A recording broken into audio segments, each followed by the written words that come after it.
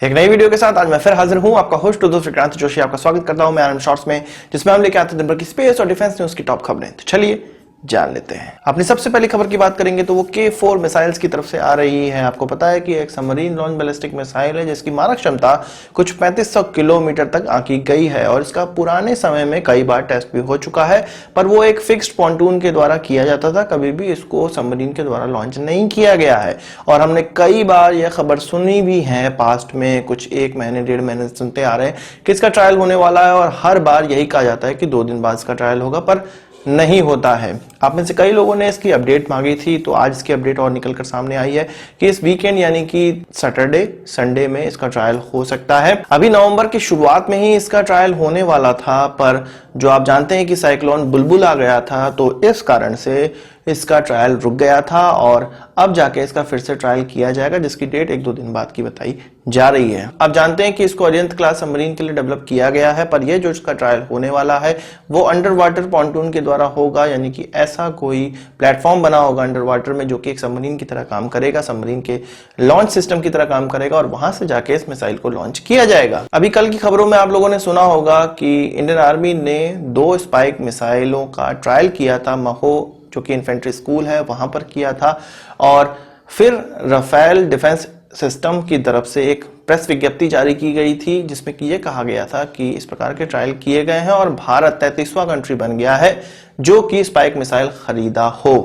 पर Rafale defence system ने केवल यहीं तक सीमित नहीं रखा था अपने प्रेस विज्ञप्ति, उससे भी आगे बढ़ गया था और इसी के द्वारा, इसी आगे बढ़ने की वजह से डीआरडीओ के साथ अब ट्विटर वॉर स्टार्ट हो गई है और डीआरडीओ उसका रिप्लाई, उस प्रेस विज्ञप्ति का रिप्लाई करने लगा है जो कि राफेल डिफेंस इंडस्ट्रीज के द्वारा दी गई थी, और ये वही कंपनी है जो कि स्पाइक मिसाइलें बनाती है। सबसे पहले उस प्रेस विज्ञप्ति को जान लेते हैं जिसके कारण विवाद छिड़ा। इस प्रेस विज्ञप्ति में यह कहा गया था कि विगत 1 दशक से भारत ये ट्राई कर रहा है कि अपने 2nd जनरेशन ATGM यानी कि एंटी टैंक गाइडेड मिसाइल को रिप्लेस करने के लिए वो 3rd जनरेशन इस प्रकार के मिसाइलें खरीदे, और उनकी तलाश स्पाइक मिसाइल पर जाकर टिकी जो कि टेक्नोलॉजी ट्रांसफर के तहत भारत डायनेमिक्स लिमिटेड के द्वारा बनाया जाना था इंडियन आर्मी के लिए, और कुछ 8000 इंडियन आर्मी इस प्रकार के मिसाइलें खरीदना चाहती थी।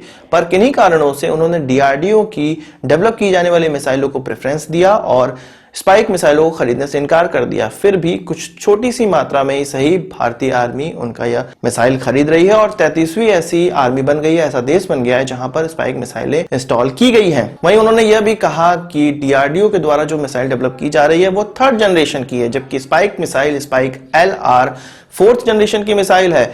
तो डीआरडीओ को चाहिए, भारत को चाहिए कि इस प्रकार की मिसाइलों को डेवलप करना छोड़ दें, क्योंकि ऑलरेडी 4th जनरेशन स्पाइक मिसाइलें उनके पास आ चुकी हैं और इसका ज्यादा से ज्यादा ऑर्डर दें, क्योंकि भारत में ही इसका निर्माण स्टार्ट हो गया है। कल्याणी ग्रुप के साथ आप जानते हैं कि राफेल डिफेंस इंडस्ट्री का, राफेल डिफेंस सिस्टम का कोलैबोरेशन है और जॉइंट वेंचर भारत में ही चल रहा है जहां पे स्पाइक मिसाइलें बन रही हैं। तो उन्होंने कटाक्ष करते हुए डीआरडीओ को यह कहा कि पुराने सिस्टम को डेवलप करना छोड़ दें और नए सिस्टम स्पाइक मिसाइल को खरीदें।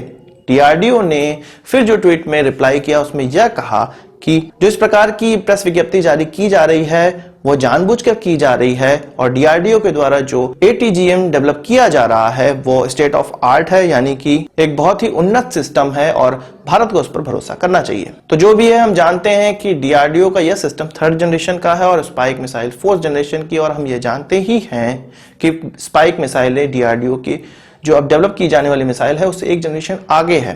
पर डीआरडीओ द्वारा जो मिसाइल डेवलप की जा रही है वो एक्सक्लूसिवली भारत के लिए ही की जा रही है, और आप जानते हैं कि स्पाइक मिसाइल भारतीय सेना के जो ट्रायल हुए थे उसमें फेल हुई थी, इसी कारण से भारत ने उसको खरीदने से इनकार कर दिया था और डीआरडीओ के सिस्टम को प्रेफरेंस दी थी।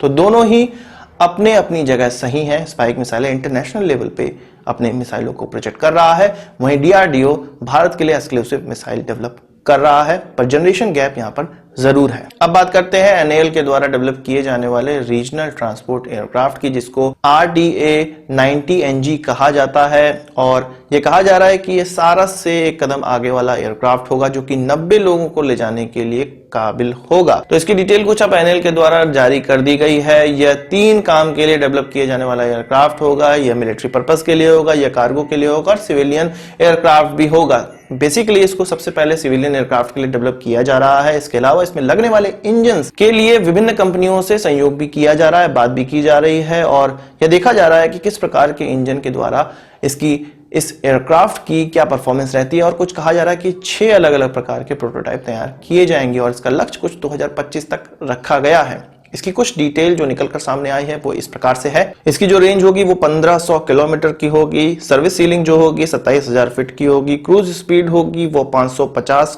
किलोमीटर पर आवर होगी। इसकी ऑपरेटिंग कॉस्ट 20 से 25% कम होगी, फ्यूल कंजम्पशन 10 से 15% कम होगा और मेंटेनेंस कॉस्ट 20 से 25% कम होगा। ध्यान देने वाली बात यहां पर यह है कि भारत में इस प्रकार के एयरक्राफ्टों की अभी 200 से लेकर 250 की संख्या में आवश्यकता है और एनएएल उसी को भजाना चाहती है। हालांकि हम जानते हैं कि हमारे देश में एयरक्राफ्ट डेवलपमेंट बहुत ही लंबे समय ले लेता है, तो देखना यह है कि कब तक यह एयरक्राफ्ट डेवलप हो पाता है और क्या उस समय तक भारतीय मार्केटों की आवश्यकता होती है। आज की इस वीडियो के लिए बस इतना ही। आशा करता हूं कि वीडियो पसंद आया होगा। आप उसको एक बड़ा थम्स अप जरूर देंगे। इस वीडियो से मत कोई सवाल सुझाव कमेंट बॉक्स में जरूर लाइएगा और यदि आपने हमारा चैनल तो सब्सक्राइब नहीं किया है उसे भी कर लीजिए, क्योंकि हम इस प्रकार की वीडियो लाते रहते हैं। नमस्कार, थैंक यू, जय हिंद।